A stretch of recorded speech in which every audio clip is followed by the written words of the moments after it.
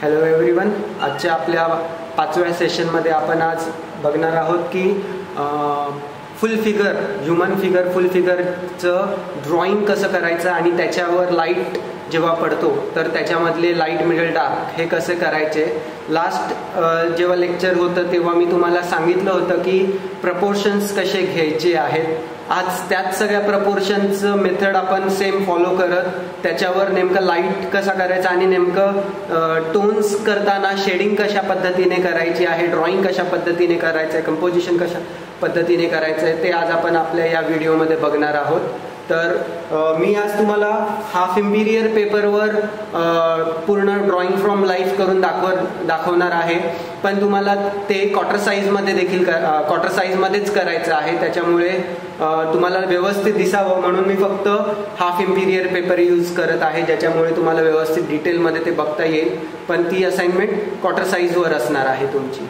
ठीक आहे. आज तुमच्या समोर जे मॉडेल बसलेलं आहे त्याच्यावर नेमकं काय कशा पद्धतीने लाईट पडतोय, ड्रॉइंग कसं आहे, कुठे मिडटोन कसा सोडायचा, लाईट नेमका कसा शार्प ठेवायचा ते आपण इकडे आजच्या असाइनमेंटमध्ये बघणार आहोत. ठीक आहे. तर सुरू करूया आज आपण आपली ड्रॉइंग फ्रॉम लाईफची असाइनमेंट. सर्वात आधी अगेन आज माझं जे काय मॉडेल आहे, मॉडेलमध्ये आणि माझ्यामधलं जे डिस्टन्स आहे एक जवळपास 7 ते 8 फुटामधलं डिस्टन्स आहे. त्याच्यामुळे मला मॉडेल बघणं सोपं जातं आहे. त्याच्यानंतर मग मॉडेलला मला कसं बसणार, मी त्या दिवशी तुम्हाला सांगितलेलं की बॉडीच्या प्रपोर्शन समजण्यासाठी हेडचं प्रपोर्शन इम्पॉर्टंट आहे आणि हेडच्या 5.5 पट हे आपलं मॉडेल बसणार आहे. तर मग आज देखील मॉडेल बदललं तर याच्यात काही फरक पडतो का, तर नाही फरक पडत, कारण की सगळ्यांचं प्रपोर्शन त्याच कॅल्क्युलेशनमध्ये आपल्याला बसवता येतं. तर आपण एक बघूया, एक रफ अंदाज घेऊया एक पहिला. त्यासाठी पुन्हा अगेन ही मेथड, आपला हात एल्बोमध्ये स्ट्रेट राहिला पाहिजे, आपली पेन्सिलचं टोक आणि त्याच्या साह्याने आपण बॉडीचं प्रपोर्शन घेण्याचा प्रयत्न करूया. हेडचं जे काय प्रपोर्शन आहे त्या हिशोबाने. एक डोळा बंद करायचा आहे.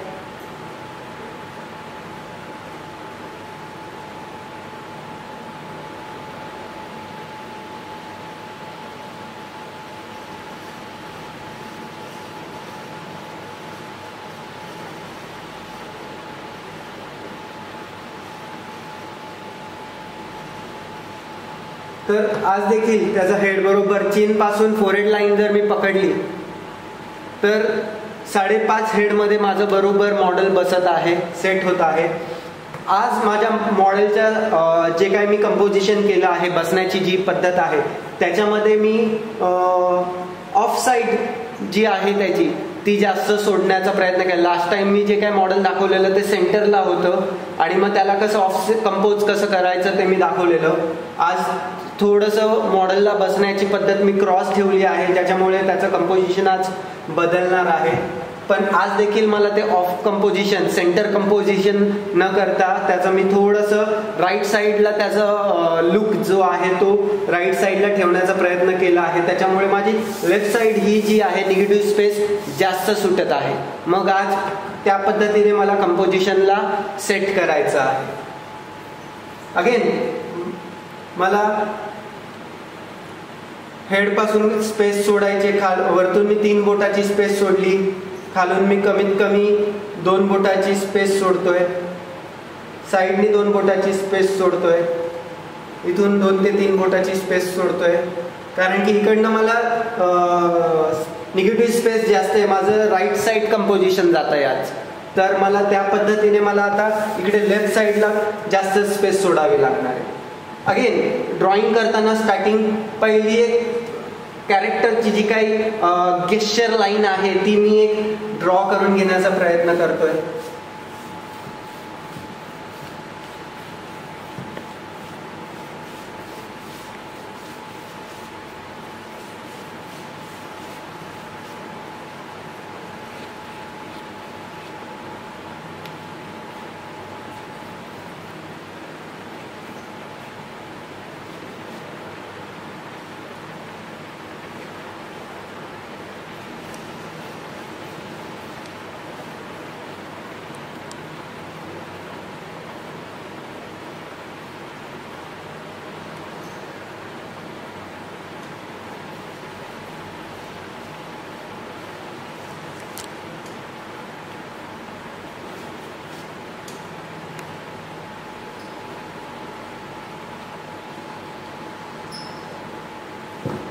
अगेन मला माझ्या लेवल्स चेक करायच्या आहेत की माझा एक शोल्डर वरती एक शोल्डर खाली आहे, सॉरी नी जो आहे तो एक वरती आहे एक खाली आहे, त्याच्यामुळे त्याच्या लेवल त्या स्ट्रेट नाही आहेत, त्या क्रॉस आहेत, ती एक मी चेक करून घेतो. त्यानंतर एल्बो ऑलमोस्ट सेम आहेत माझे दोन्ही हाताचे, पण दोन्ही हाताच्या पोझिशन्स माझ्या ज्या आहेत त्या थोड्याशा वेगवेगळ्या आहेत. इकडे माझ्या नीवर हात ठेवलेला आहे, त्याच्यामुळे हा हात माझा थोडासा वरती आहे, पर्स्पेक्टिव्हमध्ये जातोय. इकडे देखील हा हात माझा थोडासा पर्स्पेक्टिव्हमध्ये जातोय. तर एक साधारण हा पाय माझा असा इथे क्रॉस आहे, हा स्ट्रेट आहे इथे. त्यानंतर हेड जे आहे माझं या डिरेक्शनला न बघता माझी भले इथे स्पेस जास्त सोडते, पण माझं फेसचं अँगल जो आहे तो या साईडला नाही, समोर बघतोय.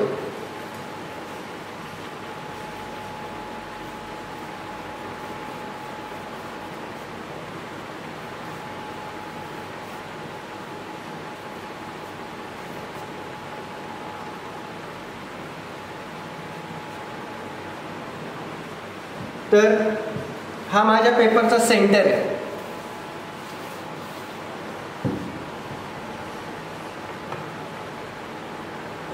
पण मी सेंटर कंपोजिशन न करता मी थोडंसं त्याला ऑफ सेंटर कंपोज करण्याचा प्रयत्न केला आहे.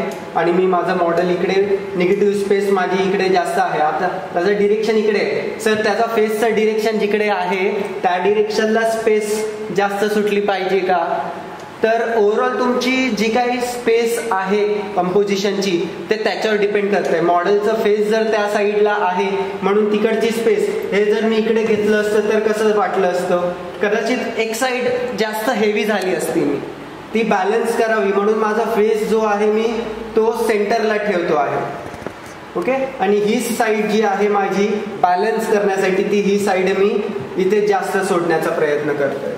इथे माझ्या ड्रेपरी येणार.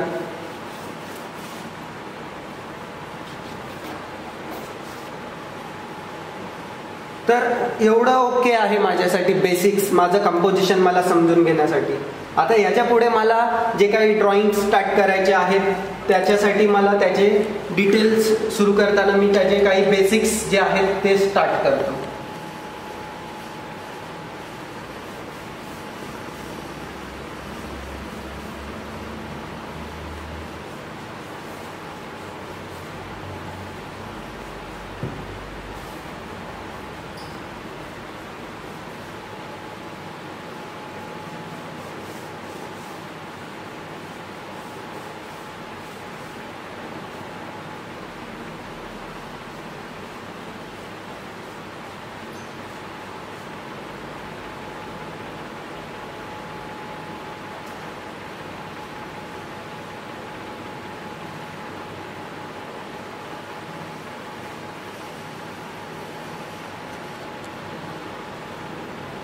माझा हेड जे आहे ते सेंटरला आहे आणि माझ्या बॉडीचा जो अँगल आहे, माझं हे जे धड आहे हे पर्स्पेक्टिव्ह मध्ये जात आहे, स्ट्रेट नाहीये. त्याच्यामुळे माझं जे काही प्रपोर्शन आहे ऑलमोस्ट मला फ्रंट सारखं वाटतंय पण ते फ्रंट नाहीये.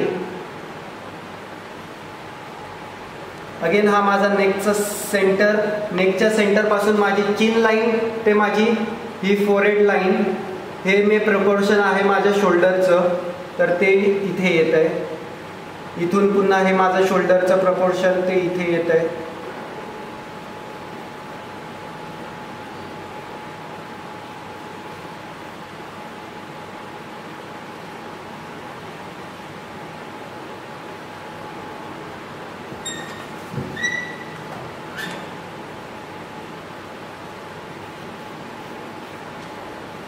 त्यानंतर इथे माझा हा छातीचा पिंजरा येणार, रिबकेज,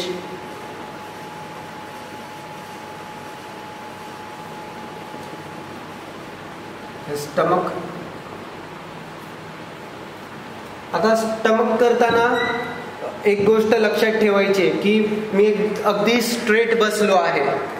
ओके, स्ट्रेट बसल्यावर माझं हे जे स्टमक आहे किंवा मी उभा आहे, तर उभा राहिल्यावर माझं हे जे स्टमक आहे हे स्ट्रेच झालं आहे. ओके, हे स्ट्रेच झालं आहे. पण मी रिलॅक्स बसलो आहे. रिलॅक्स बसल्यावर माझं हे जे काय स्टमकचं प्रपोर्शन आहे ते डाऊन होत आहे. ओके, मग हे जे प्रपोर्शन आहे हे डाऊन झालं आहे. त्याच्यामुळे हा जो मसल्सचा पार्ट आहे तो श्रिंक झाला आहे. त्याच्यामुळे हे जे प्रपोर्शन आहे हे इथे थोडंसं कर्वेचर होणार.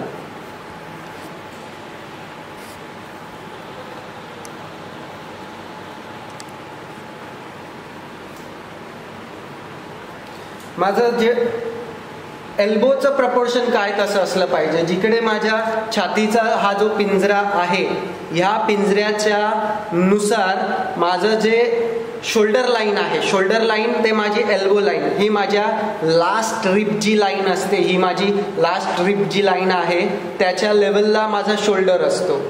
ओके, बऱ्याच जणांना असं वाटतं की माझा हा जो फोरआर्म आहे हे मोठे आहेत आणि माझे आर्म्स जे आहेत ते छोटे आहेत, हा बोन जो आहे तो लहान आहे, कारण की ते फक्त एवढंच बघतात. पण तसं नाहीये.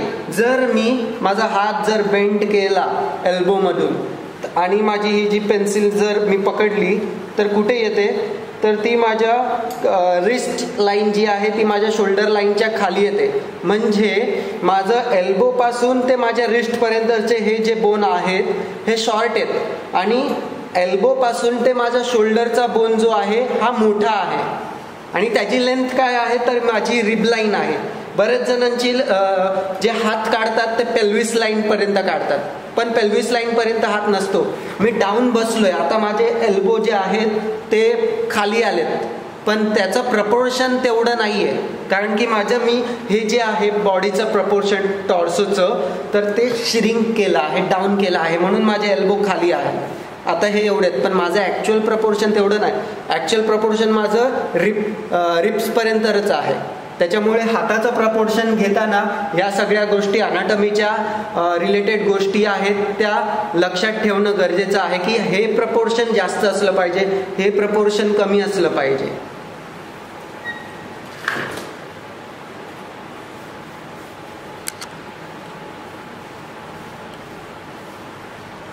ही आली माझी वेस्ट लाईन. आता बरेच विद्यार्थी सगळ्यात जास्त गडबड करतात ते म्हणजे हे माझं स्टमक आलं त्याच्यानंतर इथे डायरेक्ट पाय काढायला सुरुवात करतात. पण पायांच्या अगोदर माझे पाय इथून आहेत, थाईज माझे इथे आहेत, पण ते थाईज कुठे जॉईंट आहेत तर पेल्विसला जॉईंट आहेत. तर पेल्विससाठी पेल्विसचा बॉक्स काढणं खूप इम्पॉर्टंट आहे आणि त्याच्याशिवाय आपल्याला पुढचं ड्रॉइंग समजणं कठीण जाणार. आणि अगेन हा पेल्विस देखील आपल्याला पर्स्पेक्टिव्ह मध्ये येतोय.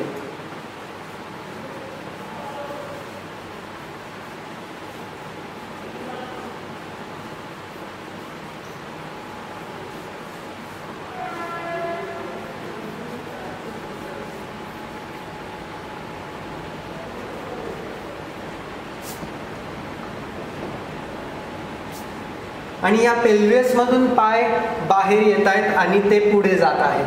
आता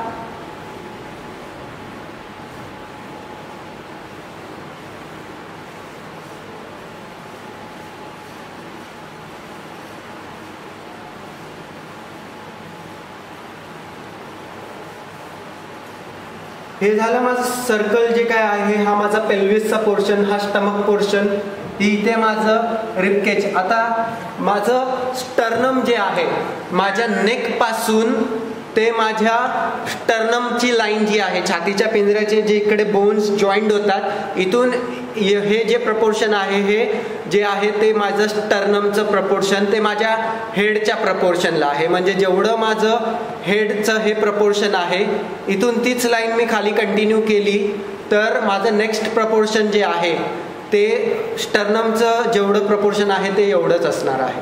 हेडच्या प्रपोर्शन म्हणजे इथून एवढं आणि इथून हे एवढं नेकला येतं प्रपोर्शन.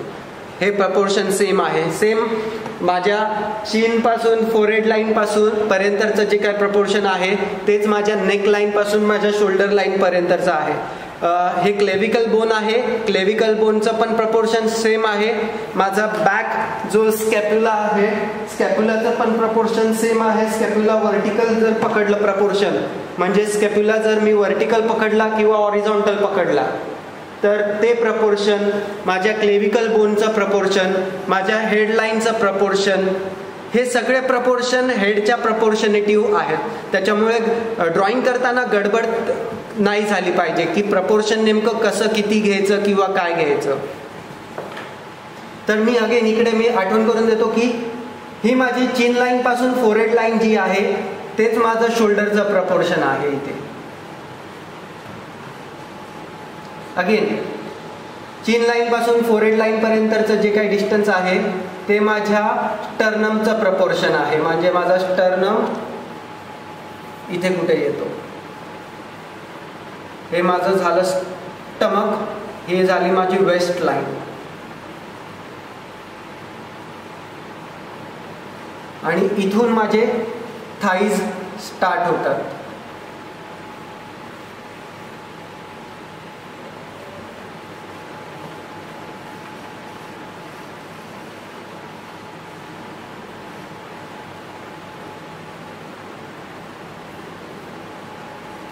आता हा माझा एक थाईज जो आहे तो खाली आहे आणि एक थाईज जो आहे तो बरोबर माझ्या आय लेवलला येतो आहे. तर त्याचा नी जो आहे तो मला डायरेक्ट दिसतोय इथे.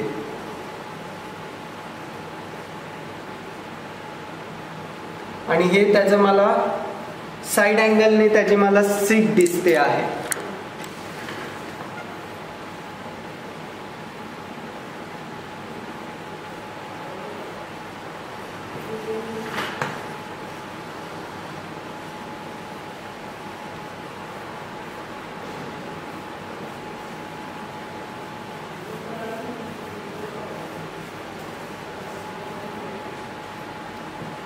मी पुन्हा तुम्हाला सगळं बेसिक्स सांगतोय पुन्हा, कारण की जॉमेट्रिकल फॉर्म मधून जर तुम्ही तुमचं बेसिक पूर्ण प्रॉपर नाही करून घेतलंय तोपर्यंत तुमची अनाटॉमी प्रत्येक वेळी चुकतच राहणार आहे. ज्यात तुमचं बेस जर पक्का होणार तर तुमचं ड्रॉइंग कधीच गडबड नाही होणार.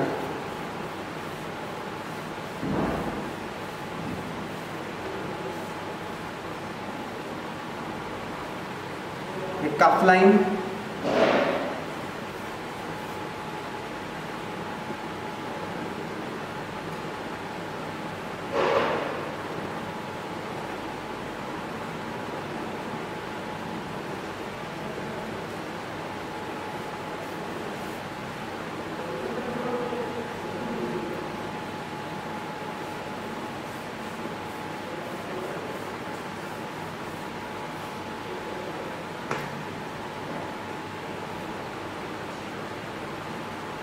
आपले दोन्ही नीचं जे काही प्रपोर्शन आहे अगेन ते सेम राहिलं पाहिजे. नी पासूनचं हे जे डिस्टन्स आहे, नी पासूनचं हे जे डिस्टन्स आहे हे सेम राहिलं पाहिजे दोन्ही पायांचं.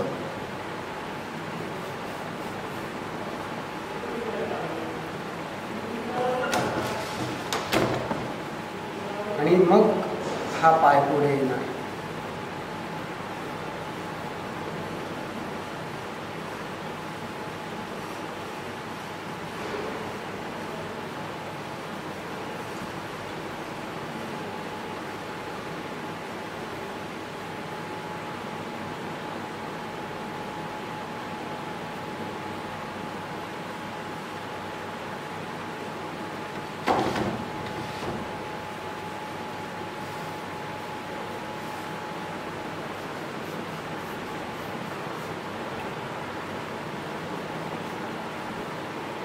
मी जसं मगाशी म्हटलं, हे जिकडे माझी पेल्विस रिब लाईन एंड होते तिकडे माझं एल्बो लाईन येणार आणि तिथून मग माझा फोरआर्म स्टार्ट होणार. तो माझा फोरआर्म स्टार्ट होऊन हात माझा पर्स्पेक्टिव्हमध्ये आहे, तर माझा इथे हात क्रॉस दिसतोय, नीवर ठेवलेला दिसतोय असा.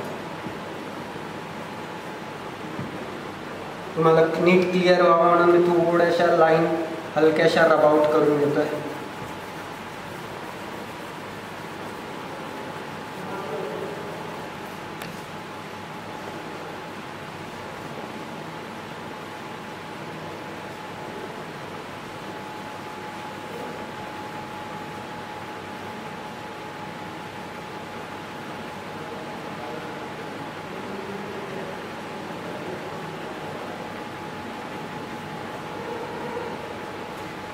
हा हात माझा इथे असा नीवर ठेवलेला आहे आणि दुसरा हात थाईजवर ठेवलेला आहे.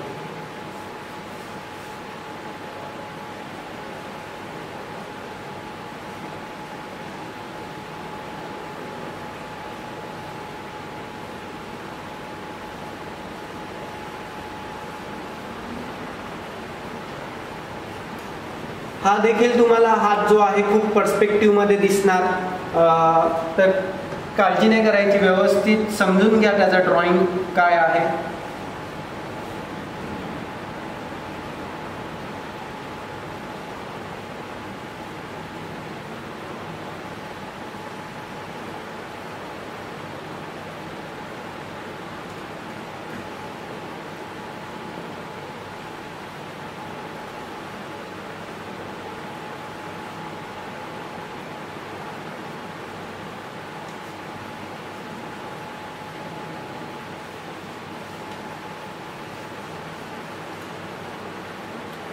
तर एवढं हे जे आहे माझं बेसिक्स जे आहेत ते माझे इथे मला क्लिअर होताना दिसत आहेत.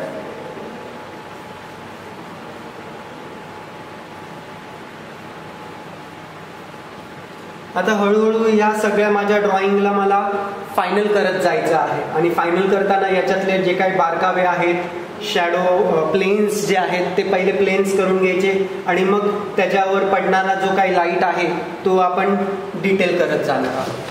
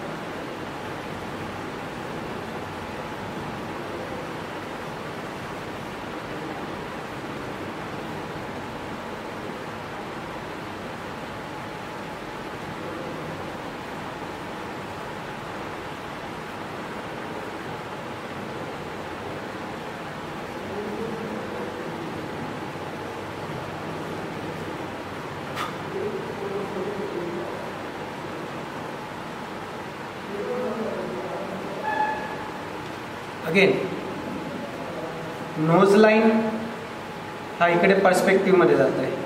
Knows line to eye line याच्यामध्ये माझा कान असतो.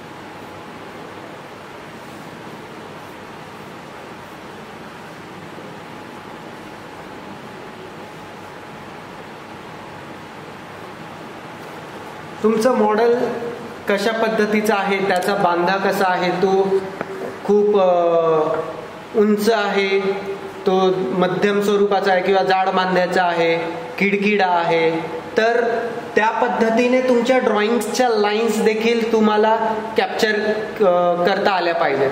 म्हणजे आता इकडे माझ्या समोर जे काय मॉडेल बसलं आहे ते चांगल्या मजबूत बांधायचं आहे, तर तो एकदम असा लुकडा आहे ते नाही वाटलं पाहिजे, किंवा तो यंग आहे तर तुमच्या लाईन्समधून देखील त्याचं कॅरेक्टर जे आहे तो यंग आहे, ओल्ड आहे, तर हे तुमच्या लाईन्समधून पण आलं पाहिजे.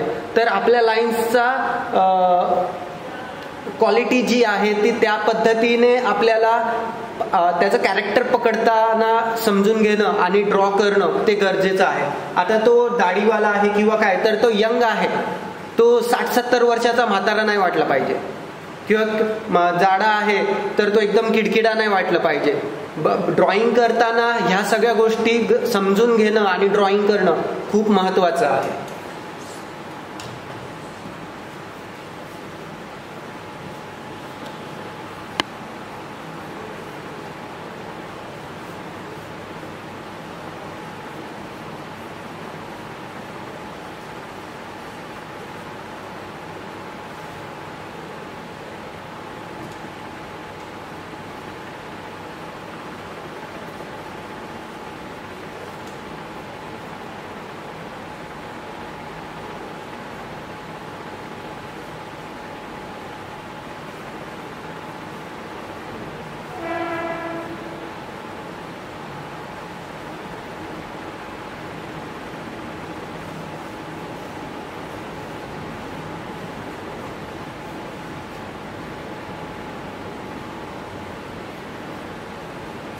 आता तो बसलाय, बसल्यामुळे त्याच्या मी स्ट्रेट आहे, ओके, तर माझ्या शर्टवर एक पण फोल्ड नाही, पण तेच मी बसल्यावर माझ्या शर्टवर देखील माझ्या स्टमकच्या प्रमाणे कितीतरी क्रीज येत जातात. मग त्या क्रीज मधून आपल्याला त्याचा स्टमकचा जो बल्कीनेस आहे किंवा फ्लॅटनेस आहे, तर तो जो मसल्सचा जो फील आहे तो आपल्याला कॅच करता आला पाहिजे.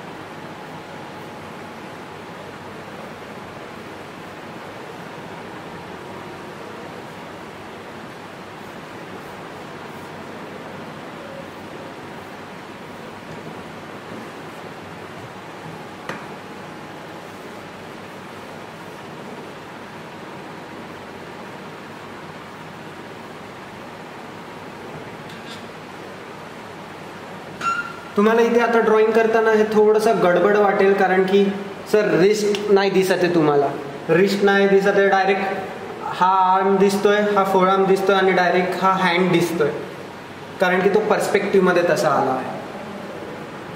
पण कन्फ्यूज होऊ नका.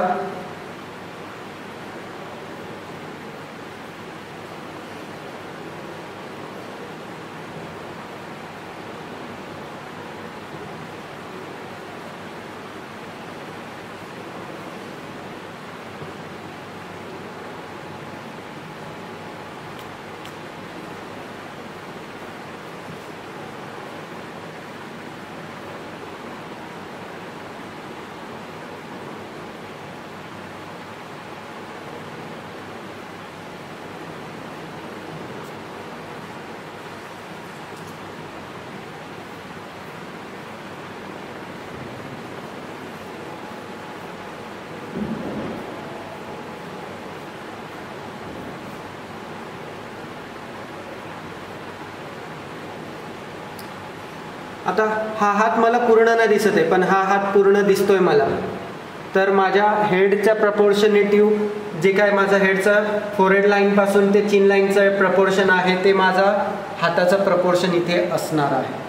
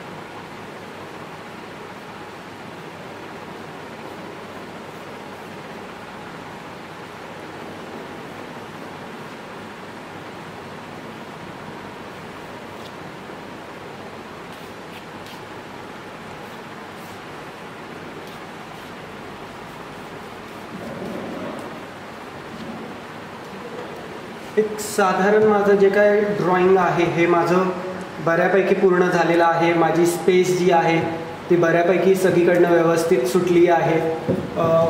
कंपोजिशन झालं आहे. आता मला माझं शेडिंग स्टार्ट करायचं आहे. तर शेडिंग स्टार्ट करताना पण काही गोष्टी ज्या आहेत त्या मागच्या लेक्चरला देखील मी सांगितल्या होत्या. आज पुन्हा आठवण करून देतोय की पहिलं लाईट जो डायरेक्ट लाईट आहे जो स्पॉटलाईटमधून पडतोय कॅरेक्टरवर तो सगळा सेपरेट करून घ्यायचा आणि शॅडो जी आहे हे दोन पार्टमध्ये सेपरेशन करून घ्यायचं. म्हणजे हा माझा लाईट आहे आणि हा माझा शॅडो आहे. हे दोन पार्ट जे आहेत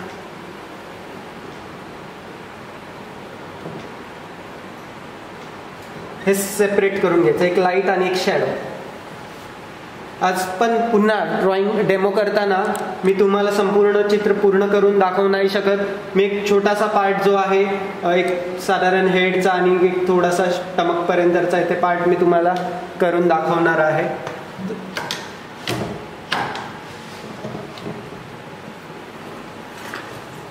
तर आता माझा शॅडोचा पार्ट जो काय आहे तो सेपरेट करताना मी मिडटोन पासून सुरुवात करतो.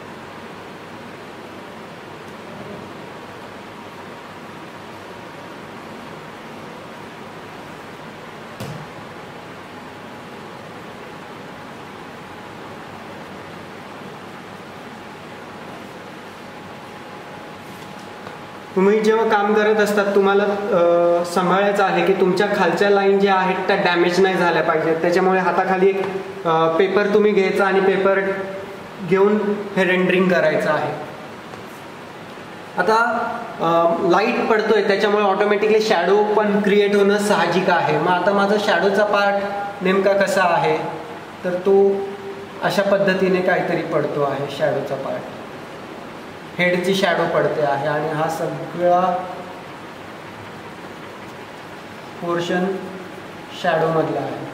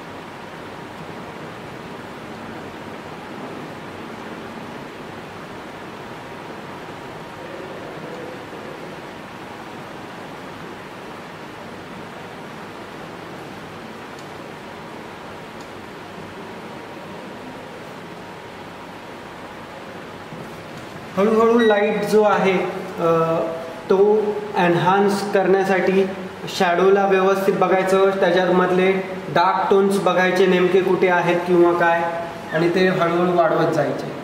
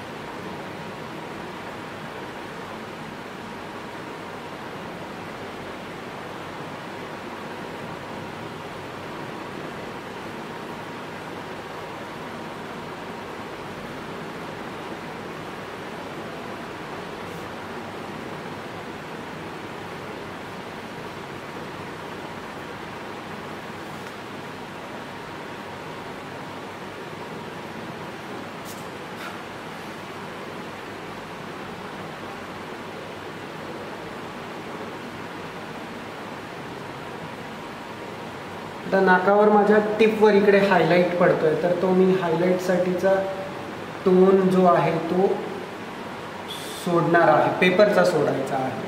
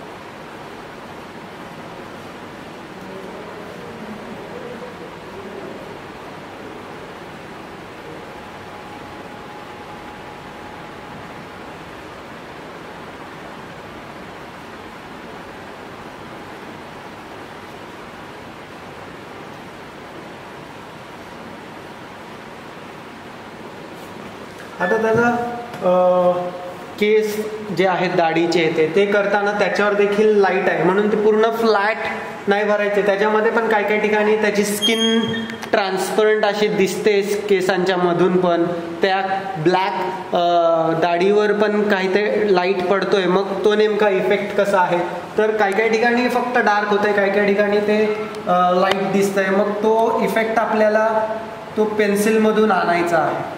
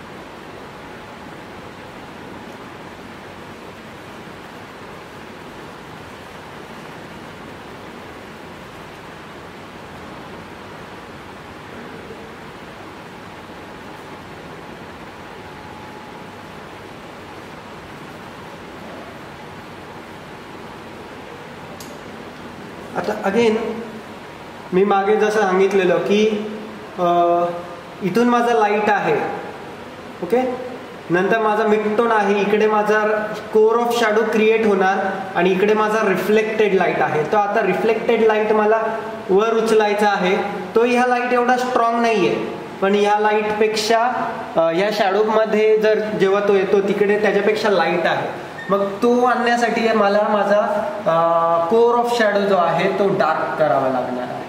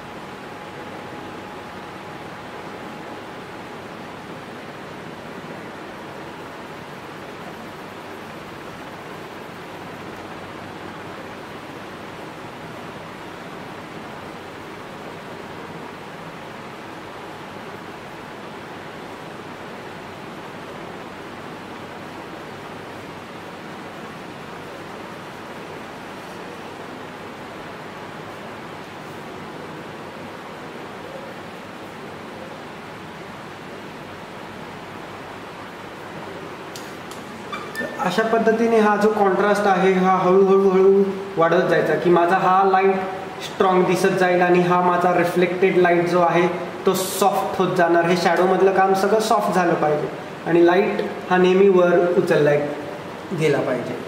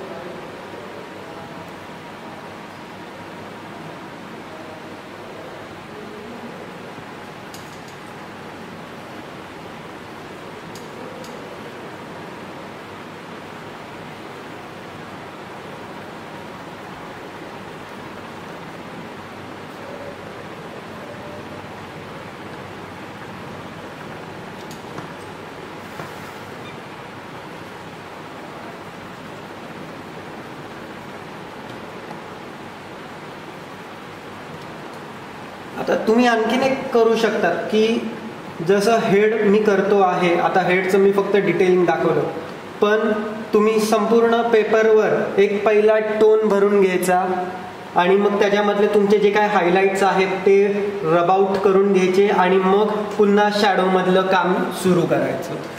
ठीक आहे, थोडंसं त्या मेथडनी पण मी दाखवण्याचा प्रयत्न करतो.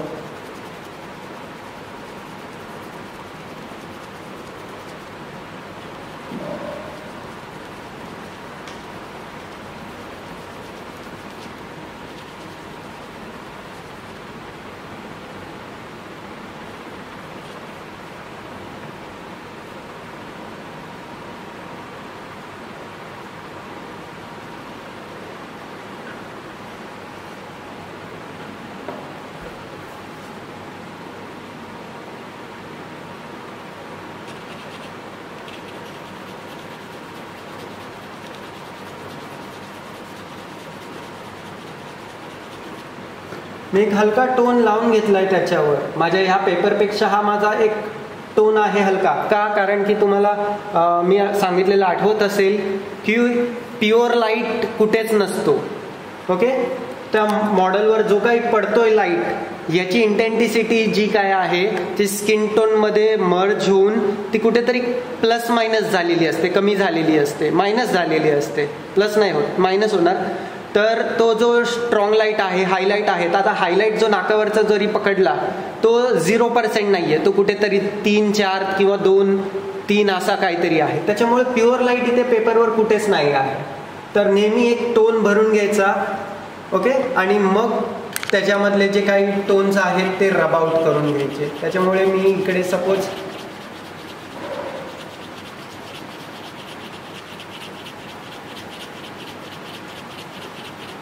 एकदम हलक्या हाताने टोन्स एक भरून घेतोय अख्ख्या पेपरवर.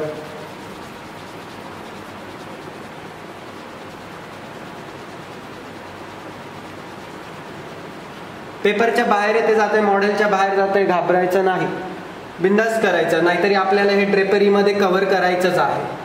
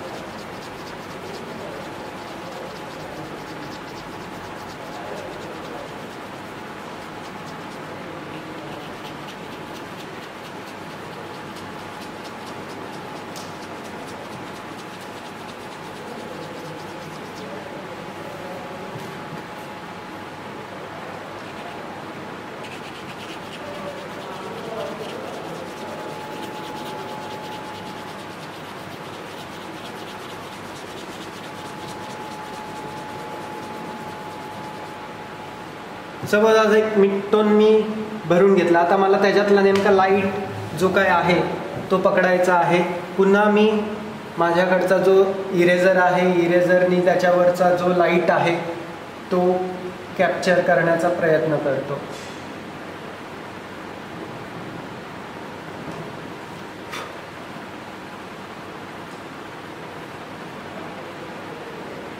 सगळ्यात स्ट्रॉंग लाईट जो आहे तो शर्टाच्या या साईडला पडतो आहे, हाताच्या जवळ. त्यानंतर मग तो पुढे पुढे जाताना कमी कमी होत जातो.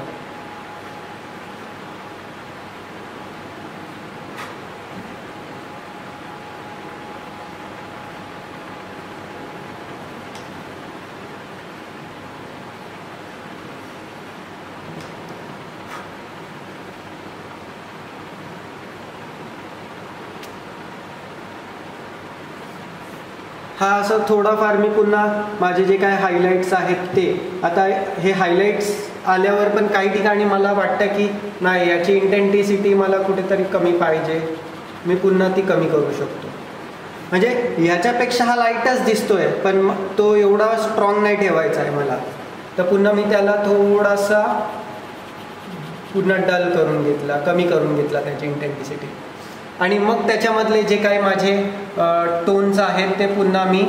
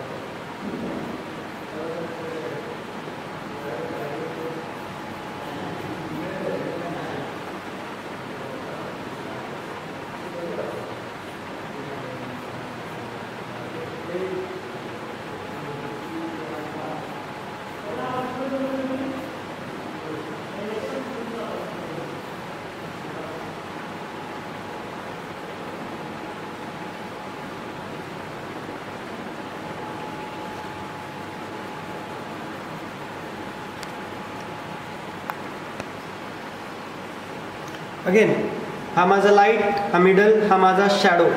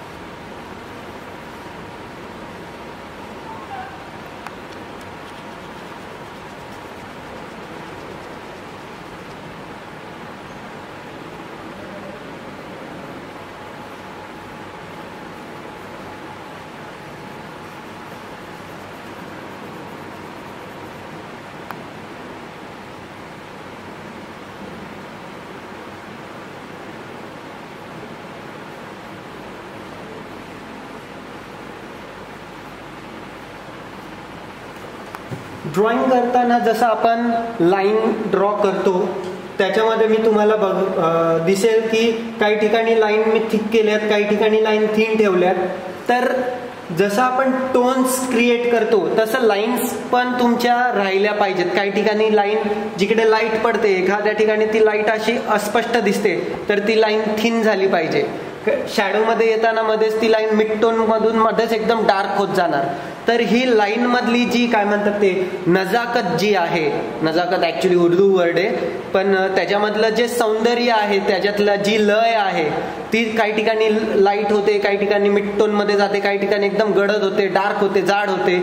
तर हे देखील मेंटेन करणं तुमच्या ड्रॉइंग फ्रॉम लाईफ मध्ये. सगळ्याच लाईन शार्प नाही दिसणार, काही लाईन एकदम अस्पष्ट होत जाणार तर काही लाईन शार्प दिसणार. तर हा जो शॅडो मधला जसा टोनल लेवलचा कॉन्ट्रास्ट असतो तसाच लाईन मधला देखील कॉन्ट्रास्ट आहे. तर हा देखील तुम्ही प्ले करणं खूप गरजेचं आहे.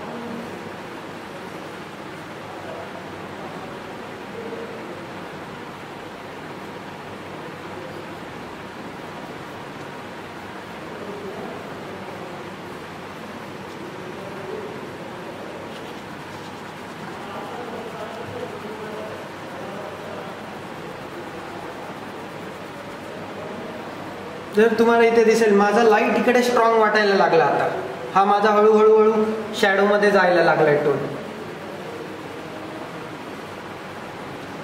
तर हा नेहमी असा प्ले जो आहे, खेळ जो आहे लाईटचा, तो आपल्या चित्रामध्ये आपल्याला नेहमी करत राहता आला पाहिजे.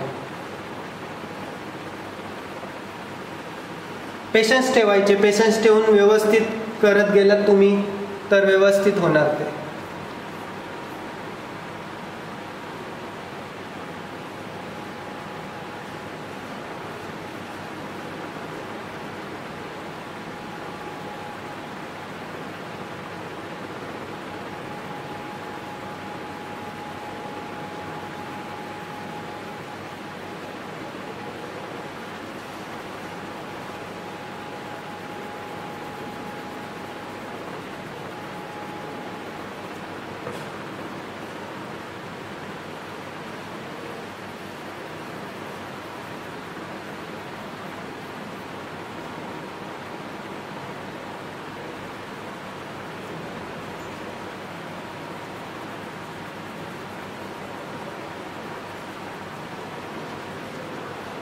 तुमचं रेंडरिंग दिसलं पाहिजे. आता रेंडरिंग करताना सगळ्यात बेस्ट जे टेक्निक आहे त्याच्यामधलं म्हणजे तुम्ही एक लाईन जर अशा पद्धतीने ड्रॉ करत आहात तर त्याच्यावर लगेच सरळ नाही आडव्या लाईन मारल्यावर त्याच्यावर सरळ लाईन नाही मारायच्या.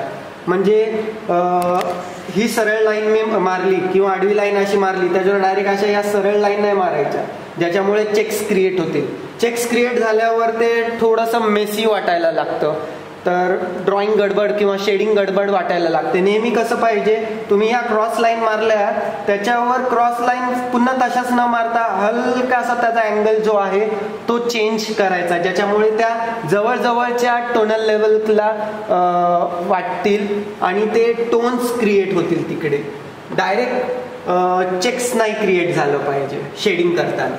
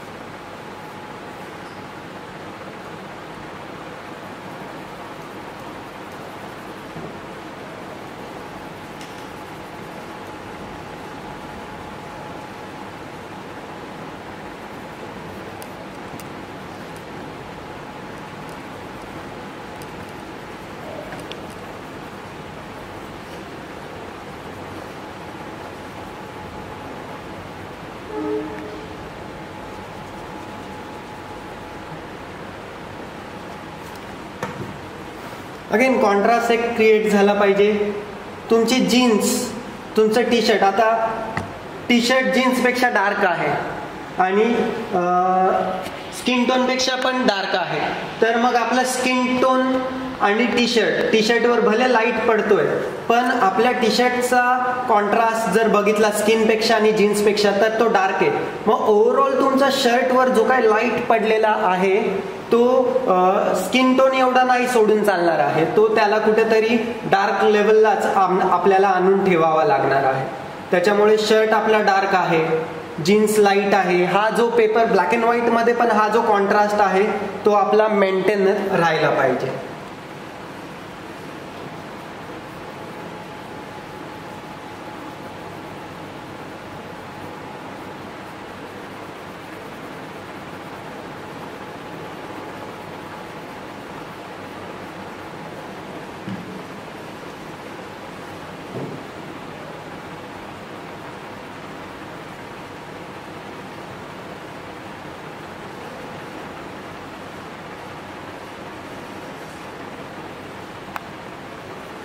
आता तुम्हाला इथं दिसेल की हळूहळू तिथे राऊंडिटी क्रिएट होते, पोटाला असा गोलाकारपणा आला आहे, आर्म्सला इकडे गोलाकारपणा आला आहे. तर हे आणण्यासाठीचे जे काही एफर्ट्स आहेत तर ते एफर्ट्स तुम्हाला घ्यावे लागणार आहेत आणि हळूहळू डेव्हलप करत ते टोन्स जे आहेत ते कॉन्ट्रास्ट जो आहे तो वरती काढायचा आहे. आणि अशा पद्धतीने तुम्ही जेव्हा चित्र तुमचं पूर्ण करत जाल तर तुमचं चित्र जे आहे ते अतिशय उत्तम पद्धतीने होणार. अगेन नुसतंच मॉडेल नाही करायचं आहे, मॉडेल करताना ते वातावरण निर्मिती व्हावी म्हणून त्याच जोडीला मी बॅकग्राऊंडला देखील तितकंच काम करत डेव्हलप करत आहे. ठीक आहे, मे बी तुमचं एफर्ट्स पहिले जे काही पेशन्स आहेत, तुमचे काम करण्याची एनर्जी आहे मॉडेलवर सगळ्यात जास्त यूज झाली पाहिजे. नाही तर बरेच जण फक्त बॅकग्राऊंड करतात, बॅकग्राऊंड काळा करतात आणि मॉडेलवर काम फार कमी असतं. तर मॉडेलवरचा जो काही लाईट आहे तो आपल्याला व्यवस्थित दिसला पाहिजे. त्याच्यामुळे त्याच्यामधले जे काही टोनल व्हॅल्यू आहेत, कॉन्ट्रास्ट आहे तो पूर्ण करत आणि मग नंतर थोडंसं बॅकग्राऊंडवर एफर्ट्स घेतले तर चालेल. अशा पद्धतीने तुमचं हे हेड स्टडी तुम्हाला पूर्ण करायची आहे.